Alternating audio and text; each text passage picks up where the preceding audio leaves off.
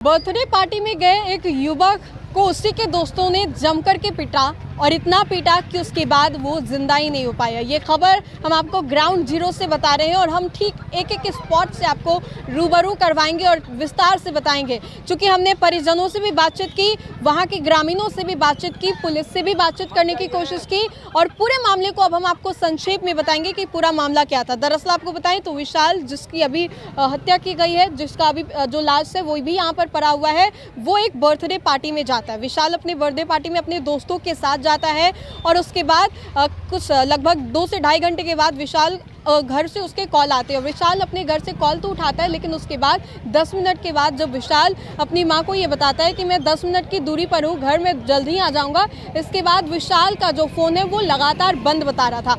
अब इस आधे घंटे के 15 से 20 मिनट के बीच में क्या हुआ वो हम आपको बताते हैं। इस 15 से 20 मिनट की एक वीडियो जो है वो इंटरनेट पर खूब तेज़ी से वायरल हो रही है, जहां पर विशाल को उसी के कुछ लोगों के द्वारा पीटा जा रहा है और ये कहा जा रहा है कि विशाल अपने घर से कुछ ही मीटर की दूरी पर था। उसी दौरान कुछ अज्ञात जो लड़के थे वो विशाल को घेर लेते हैं और फिर विशाल की पिटाई जो है वो करने लगते हैं। विशाल के सिर पर भी पत्थर से हमला किया जाता है और विशाल का जो फ़ोन है वो तोड़ दिया जाता है। विशाल शाम के 7 बजे अपने घर से बर्थडे पार्टी को अटेंड करने के लिए निकलता है और 10:30 बजे जो उसकी लाश है वो मिलती है। वैसे में आपको बताएं तो विशाल का जो लाश है इधर किसी नाले में जो है वो फेंका हुआ था और इसी को लेकर के ये जो पूरा रास्ता है वो जाम किया गया है आक्रोशित ग्रामीणों के द्वारा। और ऐसे में उसकी जो मां है वो कई आरोप जो है वो भी लगाती नजर आ रही है। पुलिस अब लगातार इस मामले को खंगाल रहा है। विशाल पहले बर्थडे पार्टी में 7 बजे जाता है, 10:30 बजे के करीब जो है उसकी ये खबर जो है वो सामने आती है और एक कैमरे में वीडियो जो है वो भी कैद कर लिया जाता है कि किस तरीके से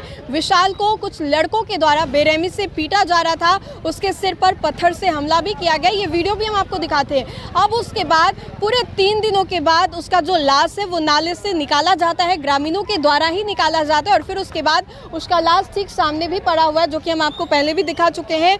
और यहाँ पर आगजनी करके जो लोग हैं, ग्रामीण है, विशाल की माँ हो गई, उनके भाई हो गए, गाँव वाले हो गए, सब यहाँ पर प्रदर्शन जो है वो करते हुए नजर आ रहे हैं। और ये गांव की हम आपको तस्वीर ग्राउंड जीरो से दिखा रहे हैं, जहां पर पूरा जो गांव है वो आक्रोशित है, गुस्से से लाल है और न्याय की जो मांग है वो कर रहा है। और ये इसमें ये दिलचस्प बात है कि इससे पहले विशाल के पिता की भी हत्या जो है वो की गई। उसकी जो विशाल की जो मां है वो साफ तौर पे ये बयान जो है देती नजर आ रही है कि मेरे पति को भी इसी तरीके से मारा गया और अब मेरे बेटे को भी मारा गया। तो पूरा हमने आपको ये मामला बताया कि ये जो पूरा मामला क्या है और किस तरीके से जो ग्रामीण है वो आक्रोशित होकर के सड़कों पर प्रदर्शन जो है वो कर रहे हैं। पुलिस दलबल भी यहाँ पे पहुंची हुई है, लेकिन रूपसपुर थाने की पुलिस पहुंची हुई है और ये जो मामला है वो अंतर्गत आता है खगौल थाना क्षेत्र अंतर्गत।